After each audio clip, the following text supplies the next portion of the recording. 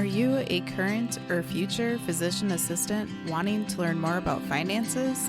Then join me on this journey to become a PA the FI way.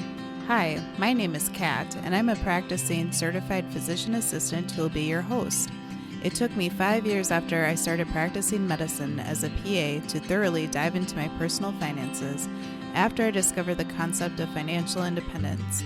I want to use what I have learned to help you avoid some of the financial mistakes that I have made while sharing some of the financial wins that I have had along the way.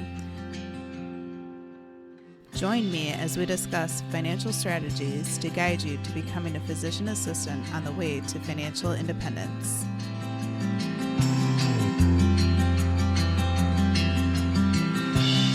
Welcome back, everyone, to the PA the FI Way podcast. I'm your host, Kat, and I'm really excited because on today's episode, we have a very special guest. His name is Alpha, and he's a fellow PA, and he and I connected on Facebook through a Facebook group that's for PAs, and he shared such an incredible story that I had to have him on the show. So I'm really excited. Thanks for joining us today, Alpha.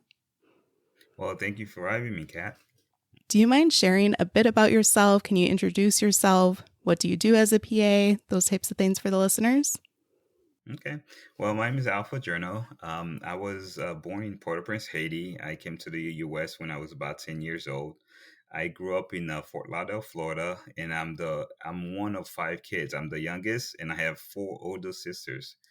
I became the first person in generation in my family to attend college. I received my bachelor's degree in exercise physiology from Florida State University, and I received my master's in physician assistant studies from Kaiser University, also located in Fort Lauderdale.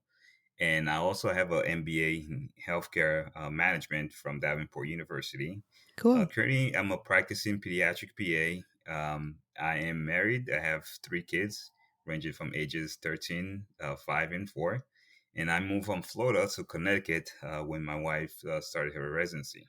Sure. Sounds like there's probably a change in the weather from that move. Yeah, we are expecting a nor'easter, which is a big snowstorm this weekend. Actually, supposed to start at 7 p.m. tonight. Yeah, I saw that on the news this morning. I hope you guys are safe and that you don't get a ton of snow. We're in the upper Midwest, so we're used to lots of snow as well. So stay warm over there. All right.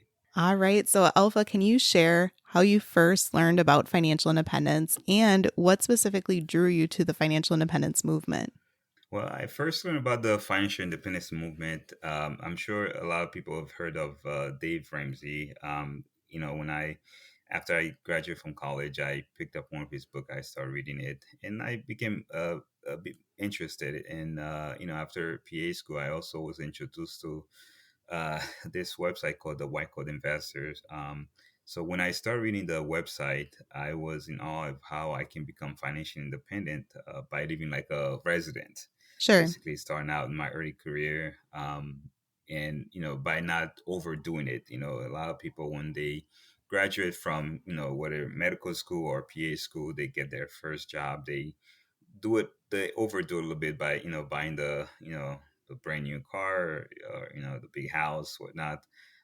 So I learned not to do that, and we basically bought pre-owned vehicles, and we rented instead of buying a house for the first few years out of training, and we paid off our student loans as quickly as possible. We were able to do that within 2 years, and also we contribute to a lot of tax deferred accounts, such as we did 401k, IRA, invest in like a 3 fund portfolio, HSA, and getting 529 for our kids.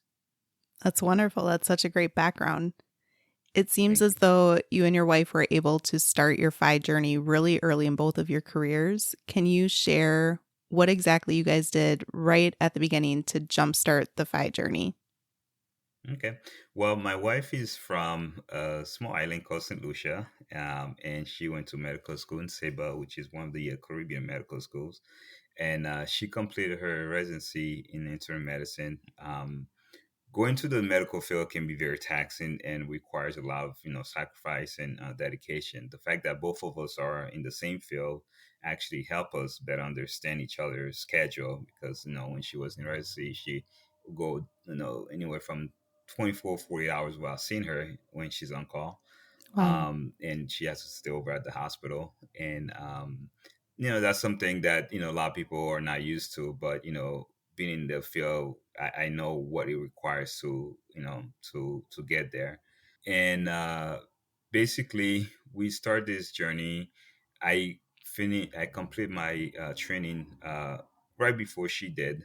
So the whole time, she was doing her residency. I was working as a PA, and we were able to basically kind of like live in one income. Uh, use her income from residency to pay for student loans, and once she graduated, kind of live up her income and use mine to pay off my student loans. Nice. So that's basically how it all started, and then we took off from there. Nice. Very cool. Yeah. When we were messaging on Facebook, I thought it was fun to hear that your wife is from St. Lucia because I had a rotation in PA school in St. Lucia for a couple of weeks on the southern part of the island, which was really fun and interesting. And the culture there and the people there were super nice. So I thought that was really fun to Oh, hear. that's pretty cool. Yeah. I haven't been to Haiti though yet, Okay. but I want to go everywhere. So everywhere's on my Okay. list, right? Okay. All right. Yes. So, can you please share what it's like to both work in medicine as a couple? Well, like I mentioned before, we do have three kids, so it's a little hectic, but we manage. And having the schedule as a resident, you don't always know your when the next time you can have a break. So the fact that we were able to work on the schedule. So when my wife was in residency, we had she had the our first one before residency, and then one in residency, one right after residency. Wow, that sounds like So very hard.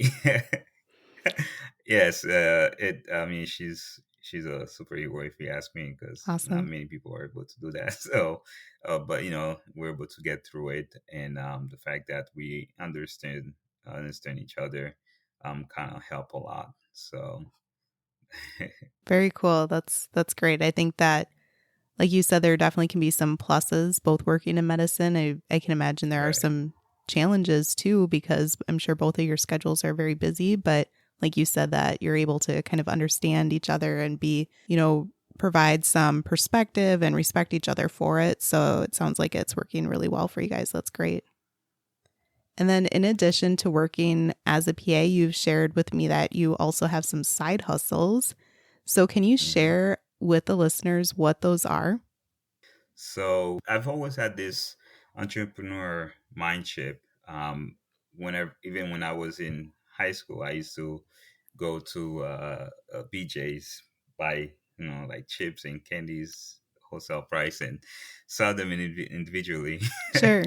So, and even my when I was growing up, my mom used to always teach us that we always have to have some type of business, I guess, to kind of be kind of like your own boss.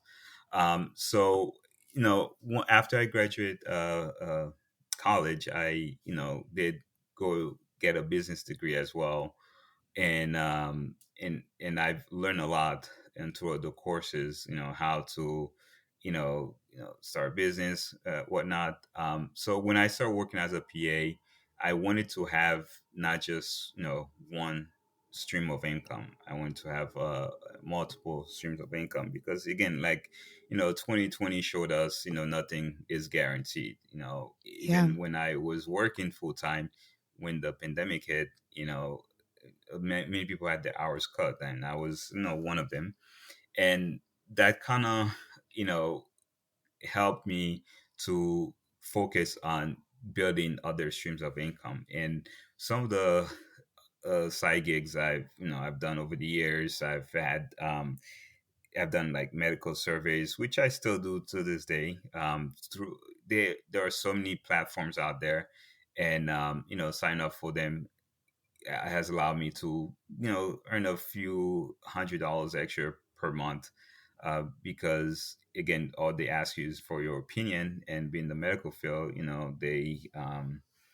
there's so many different so many different topics that you can talk about or give your input on.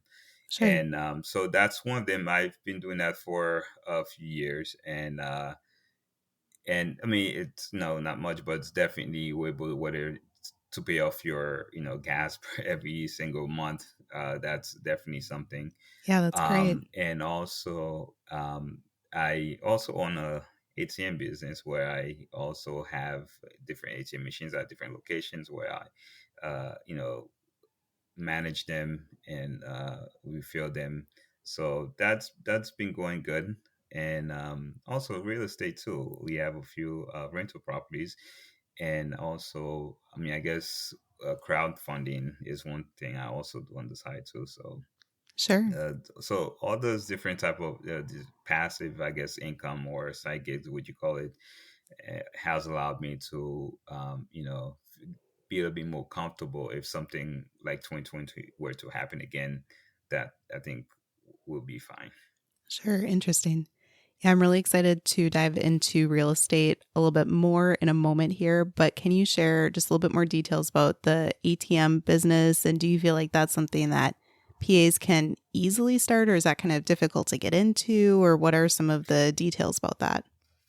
So anybody can get into the ATM business.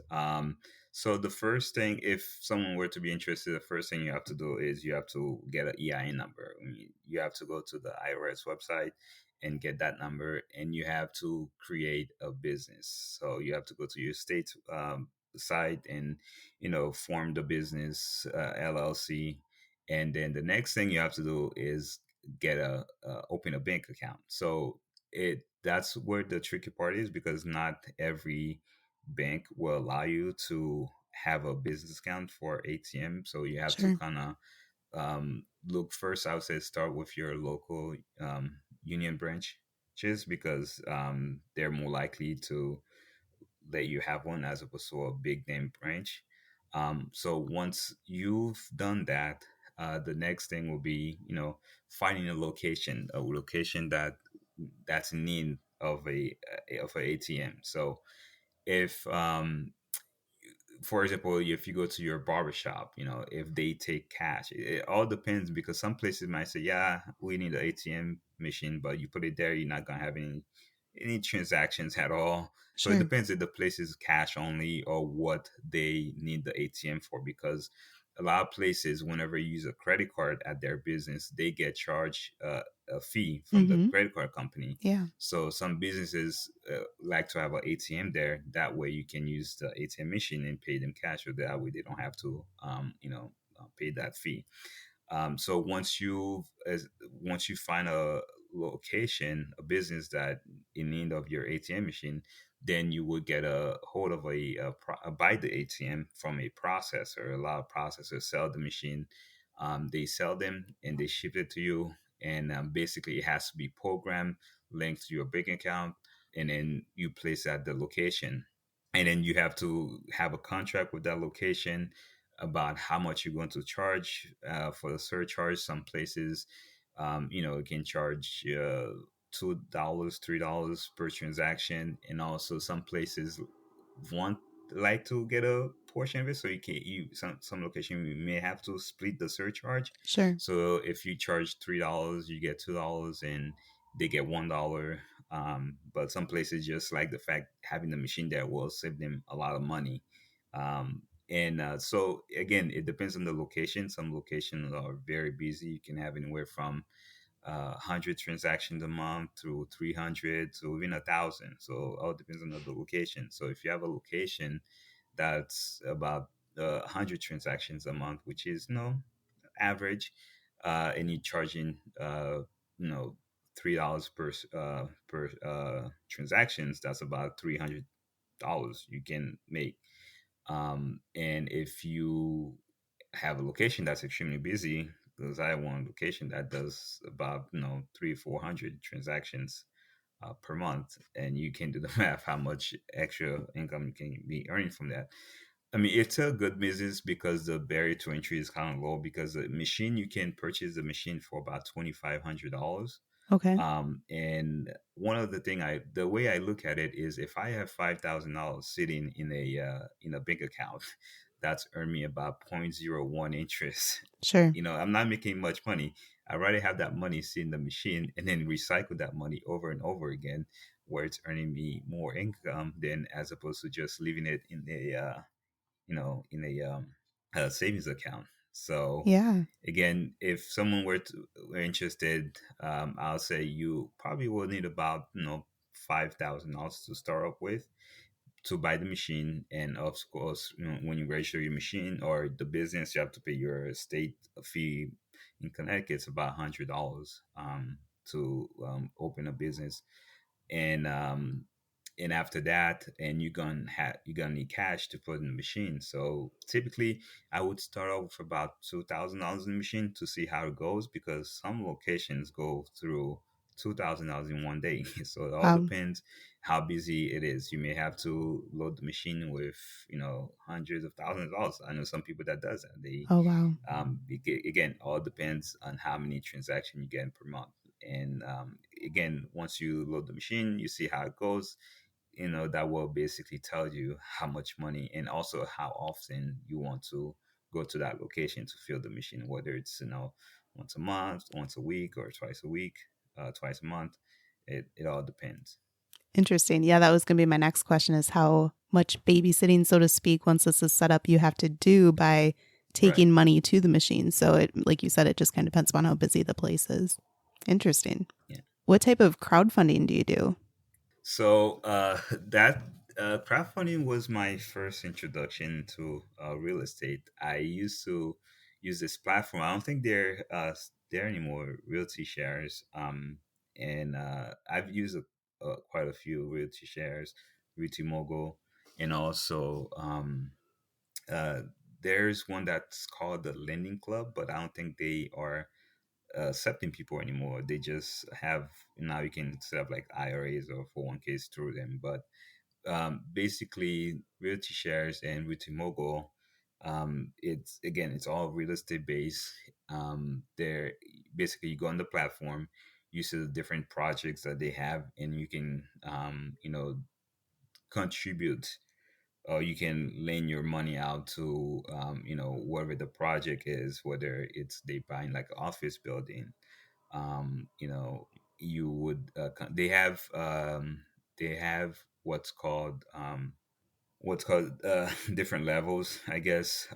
If you're a newcomer, I think the lowest you can start with is like $5,000, and you can go up from there. Okay. And also you have to be, for realty shares, the pin they have, the realty one, REIT, basically real estate investment trust. You can, in order to be accepted to that, you have to call what's called um, accredited investor. I think you either have to have $1 million net worth, or at least $300,000, or uh, household income or something of that nature. And then basically you put your money, because again, like any investment, there are risks. They just want to make sure that if you're going to invest, if something goes wrong, that you are not you know out in file for bankruptcy.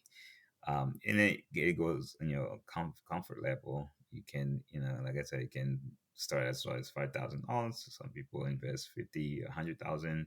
All depends on your comfort level and what you have to play with.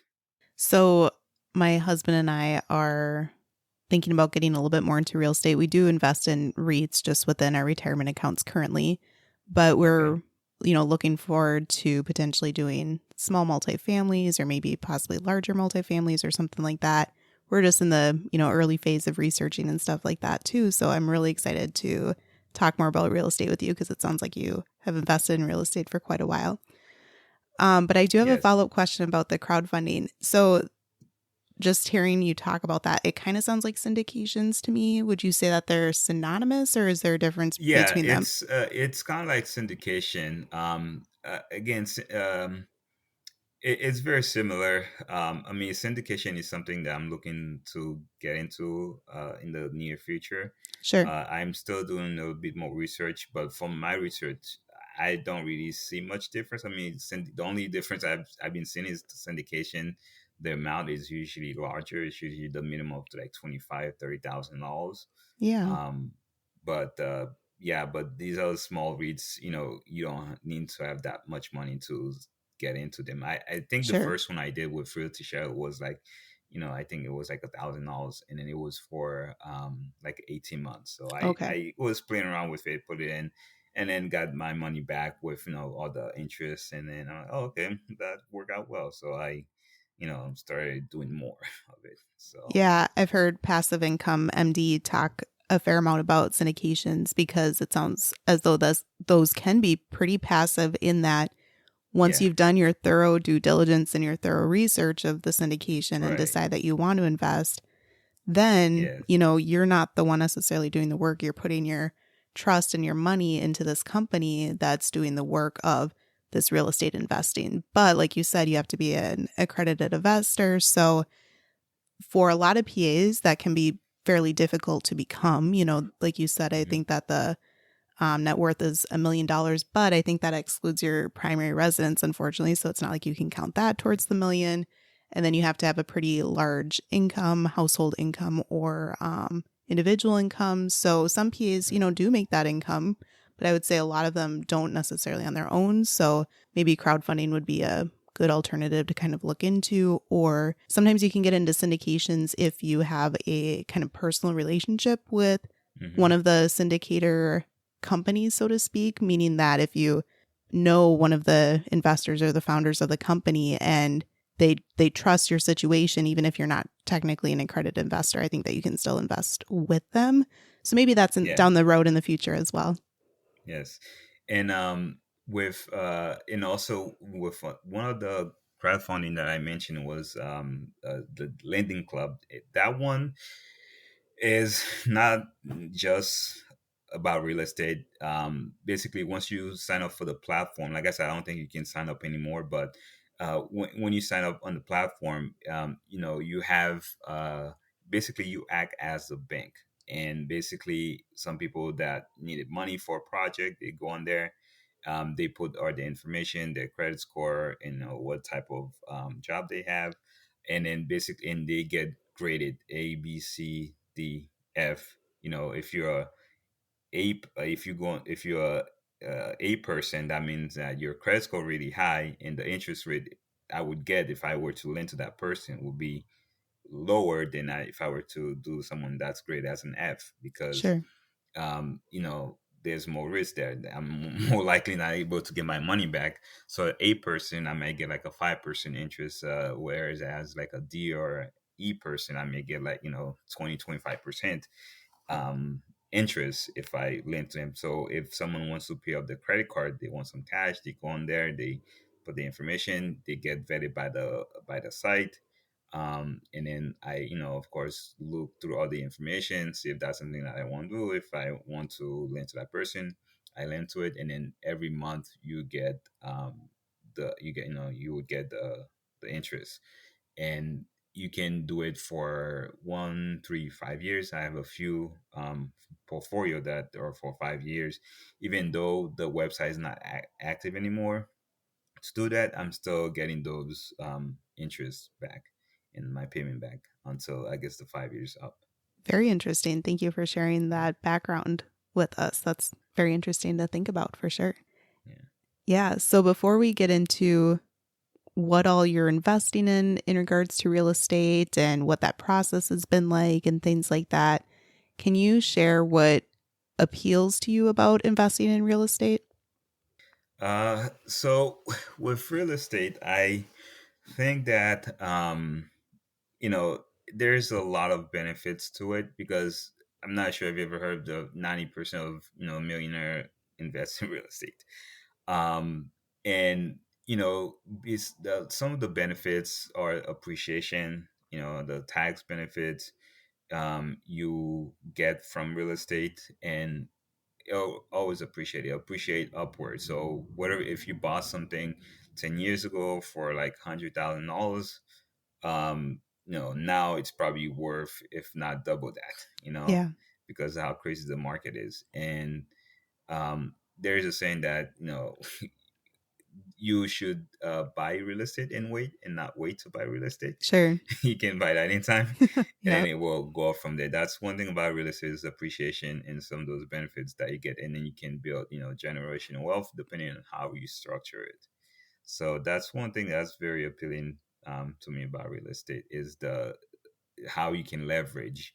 If you have $100,000 save or something like that, you can control hundreds of $1,000s of worth of real estate with that money that you have.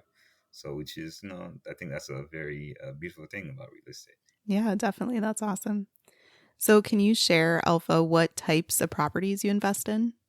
So, when I first started, one thing led to another. So again, the way I got introduced into real estate, again, when I started listening to the White Coat Investor podcast, and there are a lot of guests that that comes on that podcast, and one of them was Coach Carson. Basically, he basically teaches people how to invest in real estate, Yeah, he's and great. I was very intrigued by his interview when after listening to him, and I started kind of following his real estate journey.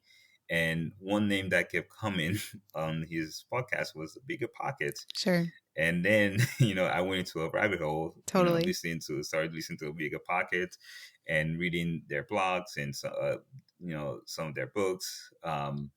And one thing most of the guests had in common on Bigger Pocket, they all mentioned about reading Rich Dad Poor Dad. Mm-hmm. Like, man, that must be a good book if everyone's if everyone's talking about it. So that piqued my interest, and I purchased the book and read it in a couple of weeks.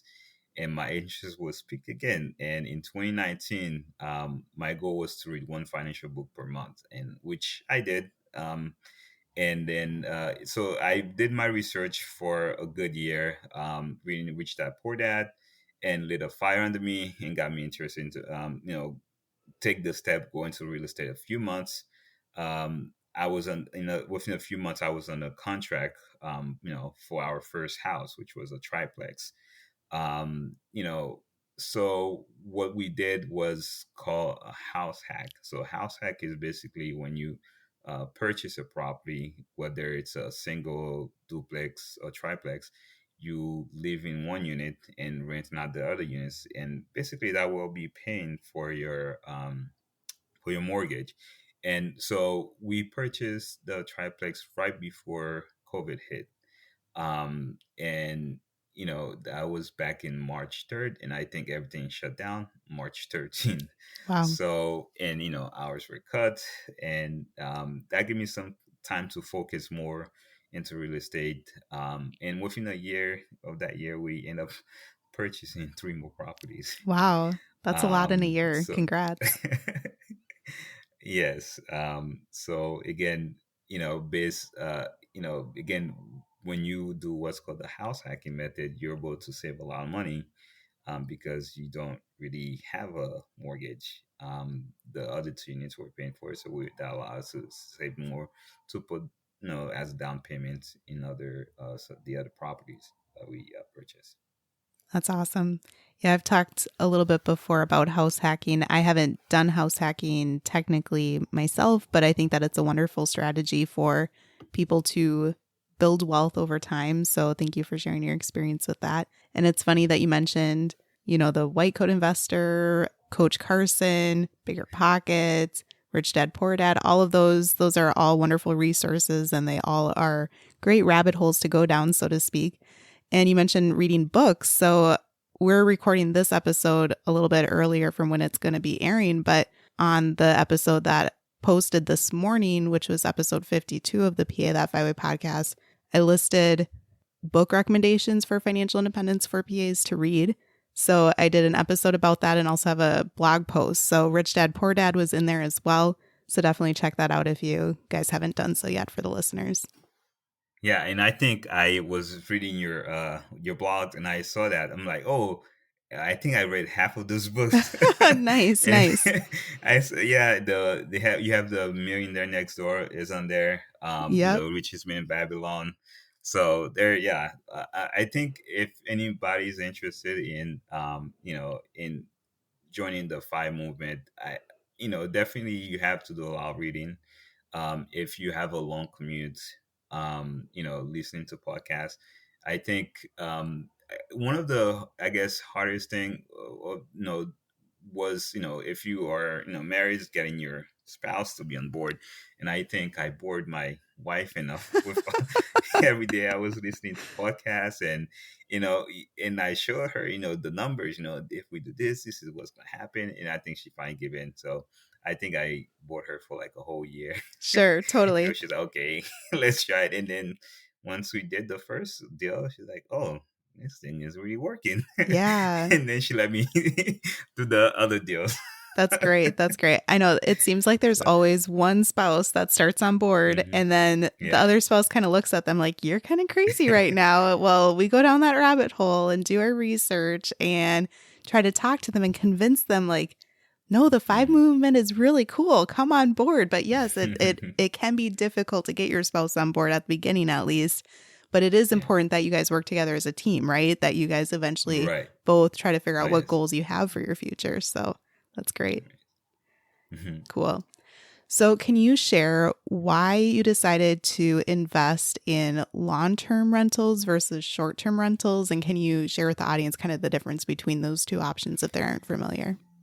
Okay, so short-term rentals are more like, Airbnb, and long-term rentals when we have like a year lease. After my wife completed residency, we were not sure if we want to stay in Connecticut or not. So after renting for 3 years, we thought, why don't we just own a house, not necessarily the forever home, but buy a house, rent out some of the units while we figure out what we're gonna do with our lives. So we decided to do what's called the house hacking, like I mentioned before, by purchasing the triplex.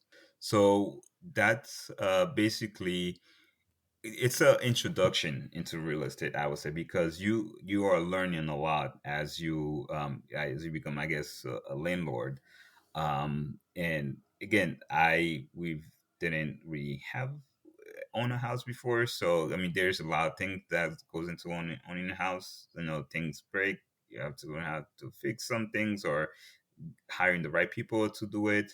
And I think that's a good way, house hacking, to get into real estate. And that will help you scale quicker. Like I said before, because we live in one unit, we essentially can't living for free, and the rents we collect in the two units cover the mortgage. And I think that's where we're able to scale. And short-term rental is definitely something that we eventually want to do. Again, like I said, we were living in Florida, we moved to Connecticut. As to whether we are, staying here forever or whatnot, we're not sure. But we definitely want to buy a house in Florida, and use it as a short-term rental. And whenever we go down to visit family, at least we have, somewhere to stay, and then we're not in in that place during that time of year, we can rent it out. Cool. So if we end up staying in Connecticut, we'll at least have a vacation home in Florida where we can Airbnb when we're not using it, and it will pay for itself. Nice, nice. Very interesting. Yeah, I think that there are many real estate investors out there that do eventually invest in both long term and short term rentals. Some of them start with short term, but I would say many of them probably do start with long term. And like you said, just kind of learn the process and try different things and kind of see what works well for them and their spouses as well. And then, Alpha, you have shared with me that you self manage your properties, which means that you kind of run the show, overlook everything, kind of take care of things. So, can you share what that experience has been like? And then also, have you considered using a property manager to take care of it instead of you if you wanted to kind of free up more time for you? Okay. So when the pandemic started, I used to work 5 days a week, and I kind of cut back my hours to 3 days a week. Nice. But the three longer days, So I have more days off. And currently we have, like I said, we have four properties. We have two condos, one triplex, and one fourplex. So a lot of people are afraid of getting to real estate because they don't want to get that 2 a.m. phone calls that everyone talk about, from tenants complaining about their, toilet. Sure. I've been managing my properties for about 2 years now, and I have yet to receive that call yet. Good, I good. mean, I do receive calls for some things, but not 2 a.m., 2 o'clock in the morning. Again, you have to set boundaries. It's very important when you get a tenant that you vet the tenant properly, not just let any tenant rent your properties. And vetting the tenant, having a lease in place, having whether like someone who's more experienced or a lawyer look over your leases is very important. And I mean, it's very doable because I'm doing it myself. It's very important to have a system in place. Some of the tenants I inherited used to, for example, always pay their rent in cash. That translated to me having to be there to collect the rent. Sure. Well, that did not sit too well with me because I didn't want to be, going knocking on people's doors to collect the rent. Yeah. And so what I did is I give them options, of paying their rent electronically or going to the bank to deposit the rent themselves. So what I provided them with deposit slips for the whole year. So that has worked out well for me because I was out of the country for 10 days for the first week of January, and I was still able to collect the rent without having me to be physically there. Nice. So again, I talked about the system earlier. So while I was out of the country, I did receive, a message from one of my tenants. What I did, I just basically forwarded to my handyman. So I have a Nice. handyman that takes care of stuff, and then he was able to go over there and take care of the issue. So I didn't have to be there. I didn't have to even talk to the tenant because I had someone there already to do that for me. Again, having a reliable handyman is very important to in self managing your properties. If I were to decide to invest out of state or self manage, managing become too overwhelming for me. I think at that point, that's when I would hire a property manager. But in the meantime, I'm enjoying the process and I'm learning a lot. So I think that I can do it myself for now, and it doesn't cut into your cash flow because a lot of property management, you do have to pay a 10%, 10% of the rent that you receive to them. Um, but like I said, it's very doable. I'm doing it, so I have no problem with it for now. Great. Thank you for sharing your perspective with your experience so far. That's wonderful. And then we have touched on this a little bit so far throughout the episode, but can you share why you think real estate investing is so powerful and what you think the advantages and if there are some disadvantages of real estate investing that you would like to share with the listeners? So again, real estate is very powerful because I think it's the best way to become financially independent and create generational wealth. Advantages are appreciation, tax advantages. For instance, when we purchased the triplex earlier in 2020, right before the pandemic happened, right before COVID hit, um, and then a year later, the market blew up. House appreciated the house appreciated over 100,000 in like Wow, within a year. it's amazing. And I capitalized on that by taking out what's called HELOC. So basically, Yeah. HELOC is a home equity line of credit. I think it's like I think it went over the when we did like one my realtor did like um, a comparable CMA and also we saw that the house appraised at $150,000 more than we bought it for. So I took out the $100,000 HELOC. This means that I have $100,000 like sitting in a checking account that I can use for whatever I want, and only pay interest on the amount that I use. So basically, it's not like a loan because the loan, once you take out the loan, you get charged interest on it, like you get the full amount and you start getting interest on it. The HELOC is basically like a checking account. The money is there. You get charged interest only when you use it and for only the amount that you use. So when I first one of my businesses, one of the ATM business, I got a location in a short notice. So what I did, I took some of that money to use for that machine, and then after a while, I was able to put the money back until the machine was able to sustain itself. So again, that's one beauty of real estate is the, like I said, the appreciation, and also it can help you, scale at a quick at a level that you wouldn't have you wouldn't be able to with some other investment.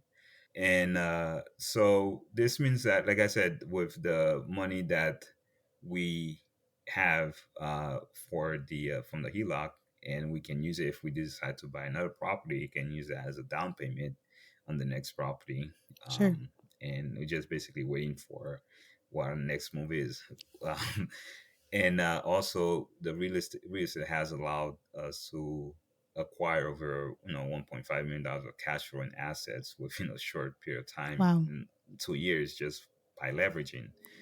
Again, like any investment, there are pros and cons. The disadvantage of real estate is that risk that you taking, the liability, because if you have people that are responsible for it, tenants, just have to make sure that you first vet your tenants, and make sure you don't have somebody who's going to trash your place and not pay rent. And I use a platform that do the whole screening process. Oh, okay. If the person is interested, I just give them the link. They go on the site. They do it, does a whole background check, and it send me all the information. Sure. And then if I see any red flags, I'm like, oh, okay, sorry. And you also have requirements. You have to have at least 2 times your income, the rent as income at least, and also no past eviction. Have a minimum credit score that I require for my tenants. And also getting the proper insurance. If you are going to have the properties in your name, make sure you have umbrella policy. And if you have, you can put them in LLC. Again, structuring everything correctly lessens some of those risks that you acquire when you become an investor. Nice. Do you mind sharing the name of that site for vetting your tenants? So I use Vel.co. Um, so basically, one of the units that we when we purchased it, it was didn't have anyone in it. It was vacant. So what we did is we list the units on Realtor.com, Facebook, and other sites, and also Vel posts them on different platforms for you. Okay. And then I would get tons and tons of, like, I post the the condo, and within like 24 hours I had like over 100 people interested. Oh, wow. Wanted to get. Holy I'm like, cow. oh That's a my lot. goodness. So I'm like, okay, I'm not going to show 100 people the unit. So what I did, I have the requirement. I'm like, do you meet those requirements? Do you have this amount of income? Do you no pets, no smoking allowed? And if they check all the boxes, what I did is I didn't show each individual the unit. I set up an open house on the weekend, and if you're interested, you come. I had a 2 hour window period on Saturday and Sunday. They come, they take a look at the unit. When they get there, I give them the link because I didn't want to see do any sight unseen rental. Sure. So you have to see the unit first, and I have to meet you, and then I give you the link. And then when you get home, you fill out the application, and I get the application from the site, and I go through them. Um, and it was on the first come first serve. If you meet all the criteria, if you were one of the first, then you will get the unit. Nice. Very interesting. Yeah. And you mentioned either an umbrella insurance policy or potentially LLCs for the properties. Do you mind sharing if you Yeah. feel comfortable? Do you do a combination of the two, or do you have an LLC where they're all in? Or I've also heard that other investors will have an LLC for each separate property. Yeah, I do a combination of the two. Um, and and they usually advise to put each property in its separate LLC. Sure. And because if you have insurance on the property, if something were to happen, um, if it's in an LLC, they can only go after the LLC. They cannot go after your personal assets. Um, but if you have it under your name, besides the regular insurance you have, it's usually recommended to have umbrella policy. So at least $1 million of umbrella policy. So after once they've reached that insurance amount we cover, then it goes to the umbrella policy. Sure. Cool. Well, thank you so much for sharing your perspective and your expertise with investing in real estate for the listeners. I think that it was a really interesting conversation. So thank you for that. Thank you. And then before we wrap up here, can you share why you're pursuing financial independence? What is your why of FI? Well, I'm pursuing, I guess, the fire, because I want to be able to do things that I want to do in life when I want to do it. Right. So Perfect. I love practicing medicine as a PA, but as COVID showed us, nothing is guaranteed. I love traveling and want to build a generational wealth for my family. That's my fi. One of the goal that I had was because I when I first started this whole real estate thing, I told my wife we only gonna get one property per child because we want to have the property, and when they get to college, that property is gonna be paying for their college tuition.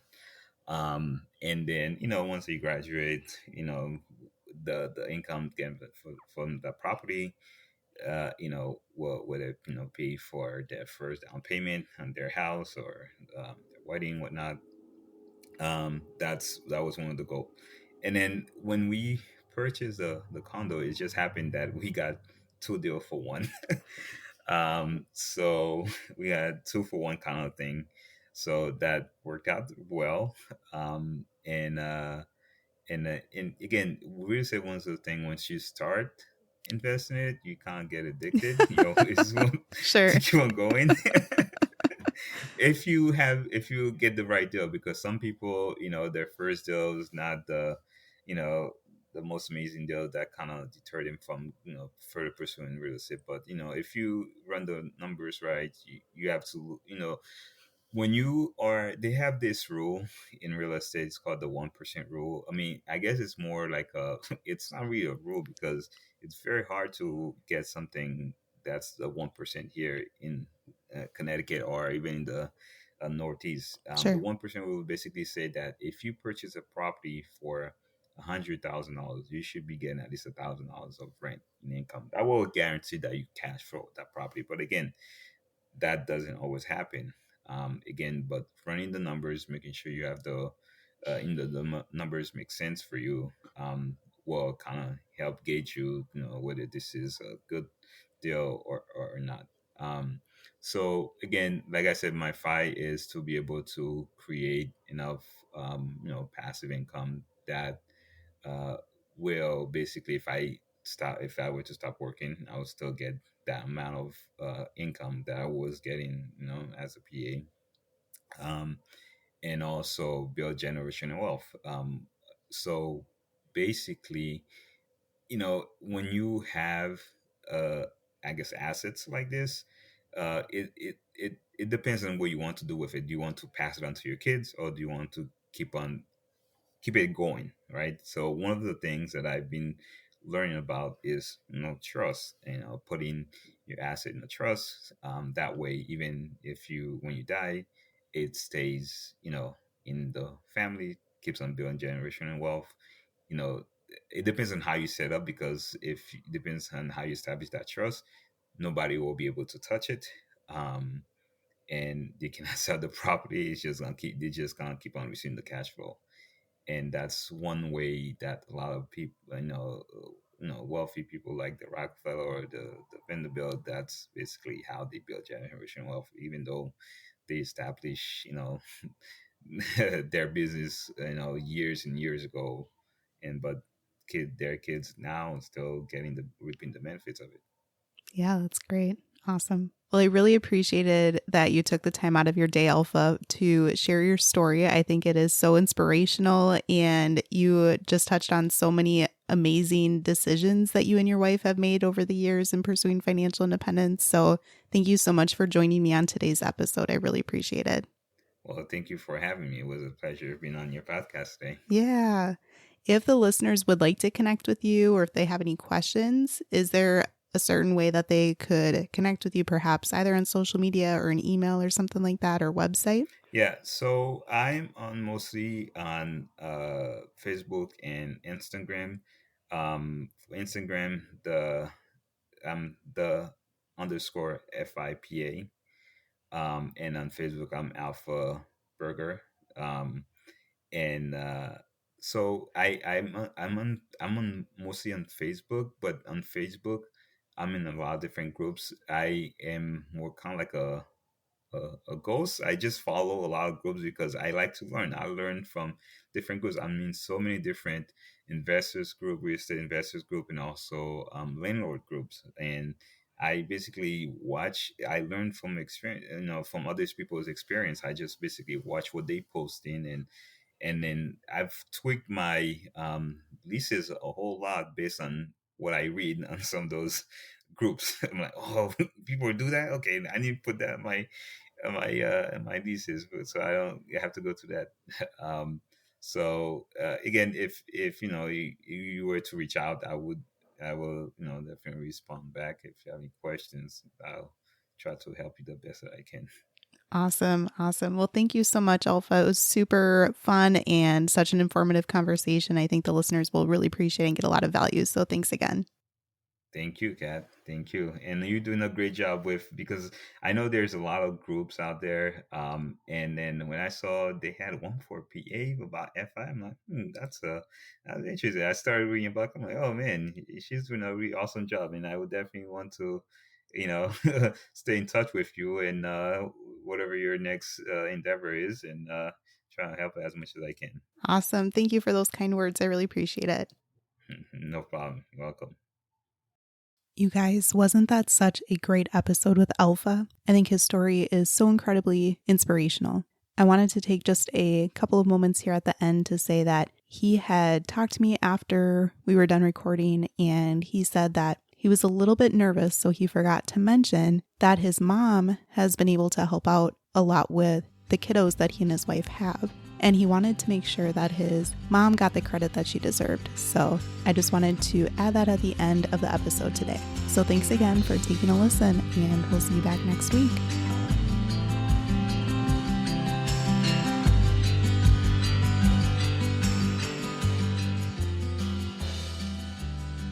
Thank you for tuning in, and I hope that you decide to continue to join me along this journey of becoming a PA the FI way. Please take a moment to press the subscribe button on the platform that you are listening to this on, but more importantly, consider sharing with another current or future PA that could benefit from the information that we reviewed in this episode. Take care and have a great rest of your day. Until next time.